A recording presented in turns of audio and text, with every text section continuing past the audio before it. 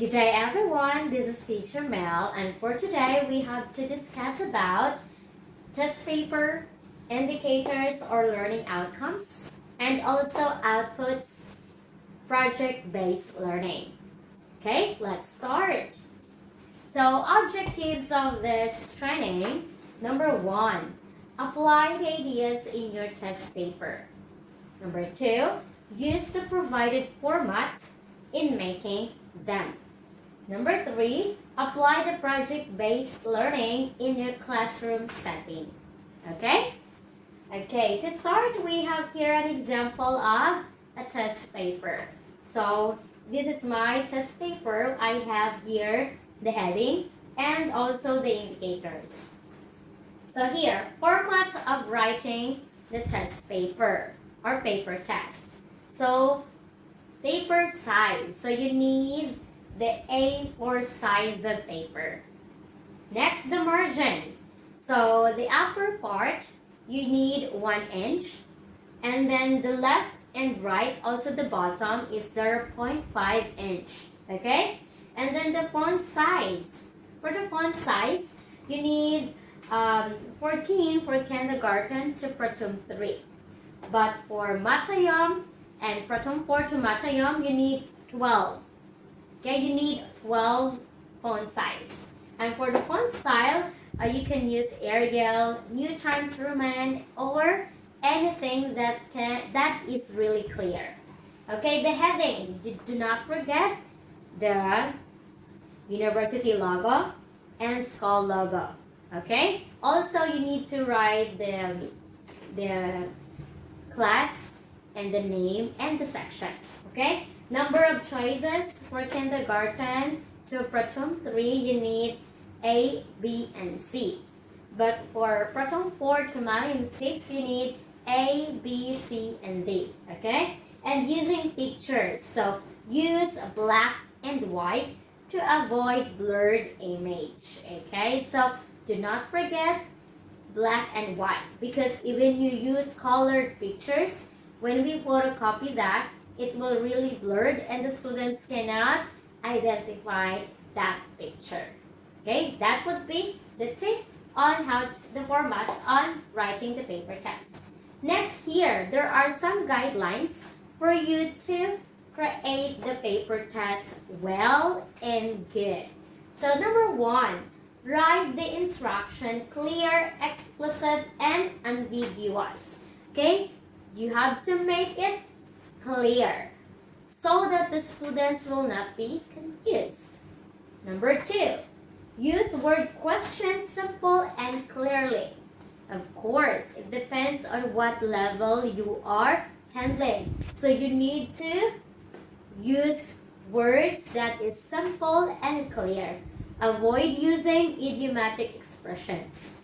Okay? It depends. If you're using that in your class, you can use that.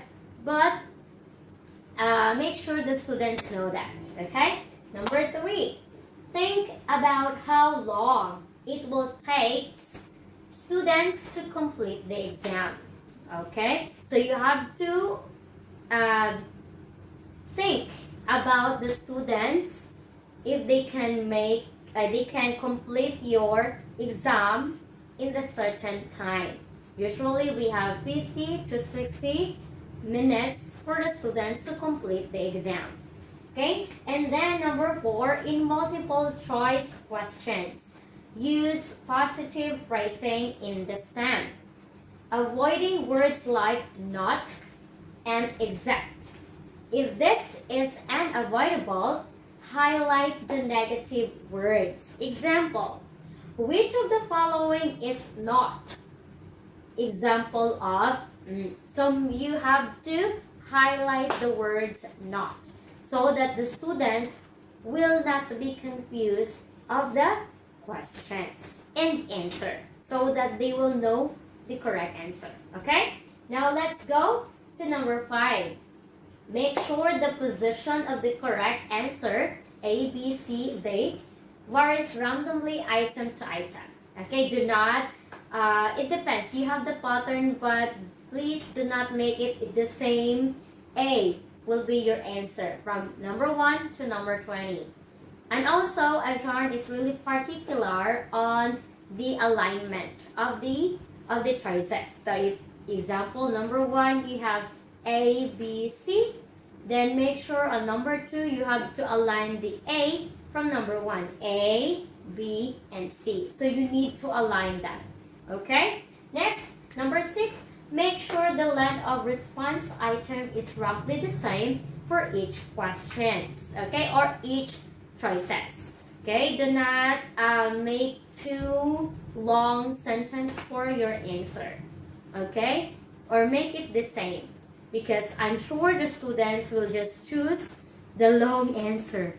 Alright? Avoid overlapping alternatives. So this will be sometimes commonly mistake as a teacher. We sometimes just put the choices because we are running up choices, so we just make sure we have a choices. But please make it sure that you are not overlapping. And also, in making the choices, please make it at least in the category. For example, your question is, which of the following animals can fly?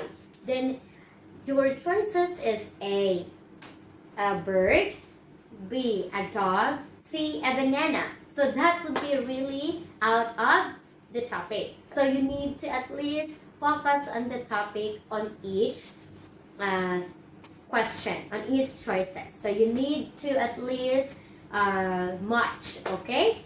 And then test only a single idea in each item. But it depends, okay? It depends if you're having a conversation in your test. So you need at least to put an instruction, like for example, number 1 to number 5. This will be a conversation in the classroom. So at least the students are aware, okay? Because sometimes the students will not think of it, and they will think that there is another topic in each questions or in each number, okay? And then create an exam fit to the level of your students. This is really important. If you are a teacher in Matayom and Pratom level, you have to fit your exam to your level, okay?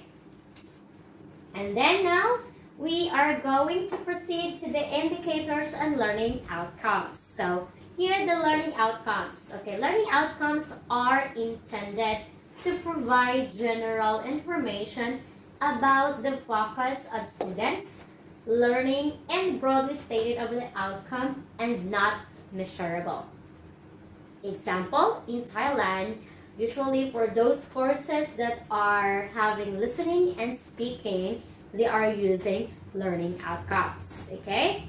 And for learning indicators are concrete, measurable performance student must meet. Usually for indicators, focus in 4 skills. In my school, we are using learning indicators. But in your school, if you are if you focus on learning outcomes, so you have that book. Okay, for indicators, we focus more on writing, listening, reading, everything. But for learning outcomes, only focus to listening and speaking. Okay, there are some schools doing learning outcomes only, especially those who are having the foreign subject. Okay, next we have here for the indicators. For the indicators, we have this basic core curriculum. So if in your school you are having learning indicators, then you can download this through online. So you can just search the basic education core curriculum in Thailand. Then there will be a PDF file. You can download that so that you can have the copy in your phone or in your laptop.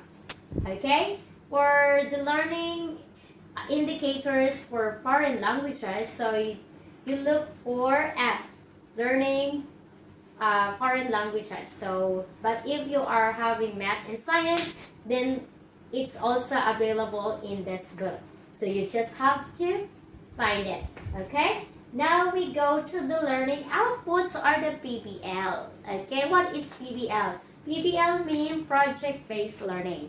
Okay, it's the product of learning.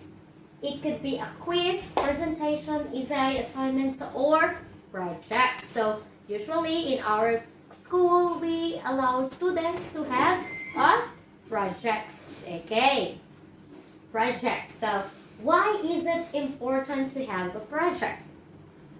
Okay, number one, it develops students or child's ability to work with his or her peers. Okay, you can let your students work with their classmates.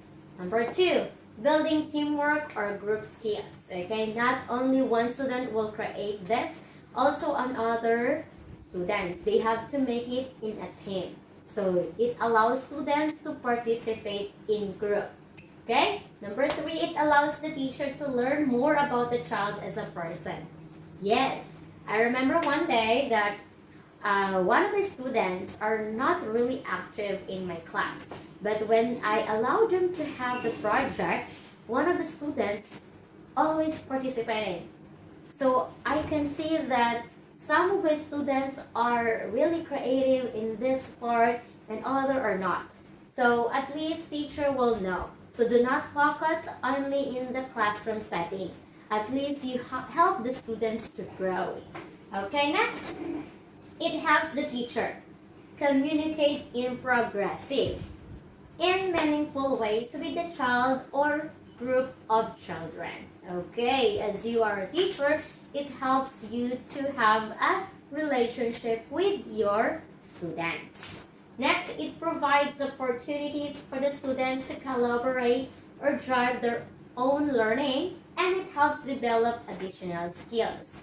So for the students, they are not only focusing on the reading, speaking, listening, but they also having the learning skills that they have in the project. Okay, because you let them grow. Do not let them stuck in the classroom.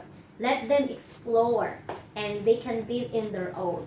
Alright, next we have here list of projects that may be useful in English. Okay, this will be at least for English subject.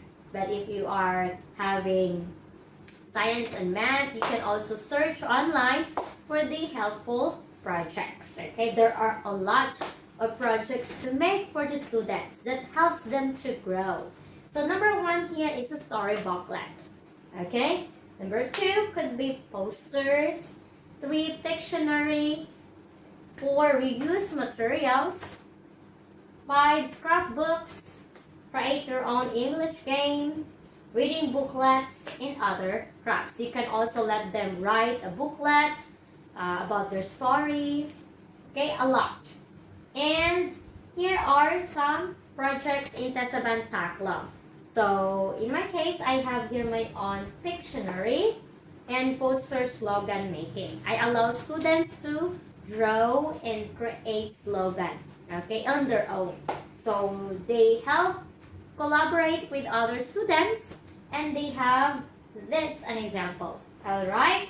And other teachers also having for science chromatography. So they have this, and for proton level they have Pictionary and face puppet. Okay, another for kindergarten, animal puppets, and proton 6 could be story booklet.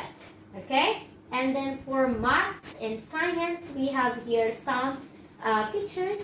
You can see a lot of projects for maths could be the shapes, and then science for the solar system, and more. Also, I have here this. One of my students have created this. It's all about my friend. So, picture description project. So, they have the picture and they have description out of the picture. So, they have made this and it allows students to be creative in their own way. Okay, these are the examples. Okay, one of my students have created this. At least they have learned something, okay? So that would be for all today. So I hope you learned something, and I hope you can make some useful tips in making test paper, and also the learning outcomes, the learning indicators, and also the project-based learning. Thank you so much and have a wonderful day.